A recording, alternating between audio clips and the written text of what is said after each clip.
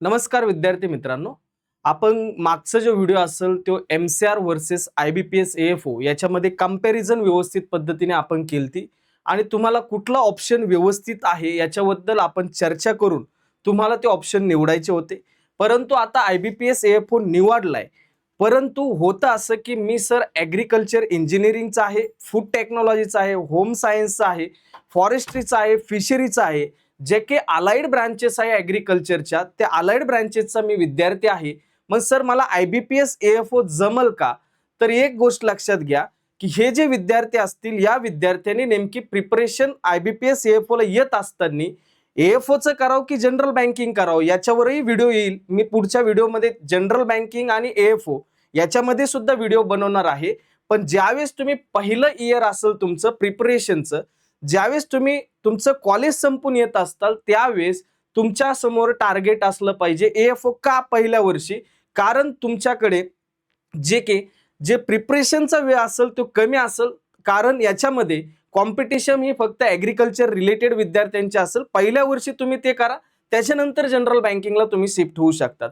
मग सर माझं जे काही अलाइड ब्रांचेस आहे त्याच्यामध्ये ग्रॅज्युएशन आहे, तर मला हे IBPS AFO साठी मी पात्र असेल का? पहिली गोष्ट तर हे सगळे अलाइड ब्रांचेसचे सगळे विद्यार्थी अलाइड ॲग्रीकल्चरच्या अलाइड ब्रांचेसचे हे IBPS AFO ला पात्र असतात. पण मग मला IBPS AFO निघू शकते का? तर एक गोष्ट लक्षात ठेवा, आपण हे शेतकऱ्याचेच मुलं असतील. दुसरी महत्त्वाची गोष्ट, आपण ॲग्रीकल्चर जरी आपण अर्बन भागातले असतो तरी आपल्याला बऱ्यापैकी माहिती असते. त्यातले त्यात सर मी इंजिनिअरिंगचा आहे, मला सब्जेक्ट जे असतील ते सब्जेक्ट थोडेसे ॲग्रोनॉमी असेल, त्याच्यानंतर सॉइल सायन्स असेल, यांचा संबंध थोडा कमी होते पण तेवढ्या मोठ्या प्रमाणात नव्हते. मग मला ते विषय तर इथं मेजर पार्ट रोल प्ले करतायत, तर मग मला ते जमतील का? तर 100% जमतील. योग्य त्याला दिशा असली पाहिजे, तुमचं सातत्य त्याच्यामध्ये असलं पाहिजे आणि तुमची मेहनत हे तुमच्या यशाची शक्यता नक्कीच वाढवली जाईल याच्यामुळे. त्याच्यामुळे ह्या जर 3-4 गोष्टी तुम्ही प्रॉपर पद्धतीने प्लॅनिंग करून जर केल्या तर तुम्ही ॲग्रीकल्चर इंजिनिअरिंग असो किंवा अलाइड ब्रांचेसचे कुठल्याही असो ॲग्रीकल्चरच्या, तर IBPS AFO याच्यामध्ये तुम्ही यश मिळवू शकतात. दुसरी महत्त्वाची गोष्ट, सर मी आता स्टार्टिंग करतोय बँकिंगच्या एक्झामच्या प्रिपरेशनला, परंतु माझं टार्गेट हे IBPS AFO ठरलंय. परंतु मागच्या काही वर्षाचा अनुभव पाहता वॅकन्सी कमी कमी होत चालतात. परंतु तुम्ही सुरुवात आहे, जस्ट 1-1.5 महिना झालाय, तुमचा पेपर 29 ऑगस्टला प्री आहे. तर मग सर वॅकन्सी जे काय तुमचं प्रिपरेशन असेल हे प्रिपरेशन कसं केलं पाहिजे सर, होईल का नाही होईल? तर एक पहिलं लक्षात ठेवायचं की मी IBPS AFO जर लक्ष ठेवलंय तर मी वॅकन्सीचा कुठलाही विचार करणार नाही.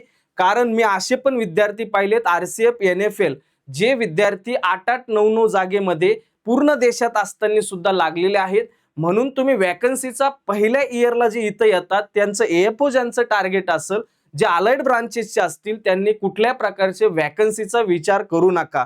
वॅकन्सी हे तुमच्या नियंत्रणात नसतील, परंतु तुमच्या नियंत्रणात किंवा तुमची तयारी ही सगळी तुमच्याकडे असेल. जर तुमची तयारी चांगली असेल वॅकन्सीचा त्याच्यावर परिणाम होत नाही. त्या वॅकन्सी किती आल्या काय आल्या याच्या चर्चा करण्यापेक्षा जे आपल्याकडे वेळ आहे तो वेळेचा जर चांगला उपयोग केला तर आपण 100% त्या कमी वॅकन्सीत सुद्धा दिसू शकतो. पण त्याला मॅनेजमेंट असलं पाहिजे, प्रॉपर टाइम टेबल असलं पाहिजे, तेव्हाच त्या गोष्टी शक्य आहेत. दुसरी महत्त्वाची गोष्ट जे की जाता जाता शेवट व्हिडिओच्या एक महत्त्वाचा पॉइंट मी तुम्हाला सांगेल, वॅकन्सीवर नाही तर आपले जे काही तयारी असेल याच्यावर जर लक्ष केंद्रित जर केलं तर आपण जे काही संधी आपल्याला भेटणार आहेत 300 असतील 500 ज्या काही जागा येणार असतील त्याच्यामध्ये नक्कीच आपलं नाव दिसू शकतं. परंतु त्याच्यासाठी आपण हे जे मनातले जे प्रश्न असतील, सर मी ॲग्रीकल्चर इंजिनिअरिंगचा आहे, तिथं थोडासा ॲग्रोनॉमी सॉइल सायन्स हॉर्टिकल्चर यांचा सिलेबस तिथं जास्तीत जास्त दिसतोय, मग मला ते जमणार नाही. मी सर फूड टेकचा आहे तर ते मला जमणार नाही, मला पण AFO करायचंय. हे जे मनातले जे प्रश्न असतील हे थोडेसे साईडला ठेवा आणि प्रिपरेशन चांगल्या पद्धतीने करा. तेव्हाच कुठंतरी तुम्हाला यश हे भेटणार आहे. तुमच्याकडे खूप कमी दिवस आहेत. 29 ऑगस्टला तुमचा पेपर असणार आहे. आत्ताच बरेचसे विद्यार्थी हे कॉलेजमधून येऊन इथं ॲडमिशन घेत आहेत. ते आपल्याला बरेचसे जण प्रश्न पण विचारत असतील की सर हे माझ्याकडून होईल का? तर त्याचं उत्तर आहे यस.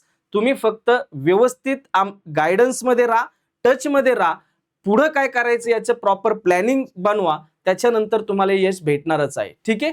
तर हीच माहिती तुमच्यापर्यंत पोहोचायची होती की नेमकी अलाइड जे काही ब्रांचेस असतील ते नेमकी एएफओ करू शकतात का, त्याच्यासाठी कशा प्रकारे जायचं काय, हे नेक्स्ट व्हिडिओमध्ये मी नक्कीच बोलल.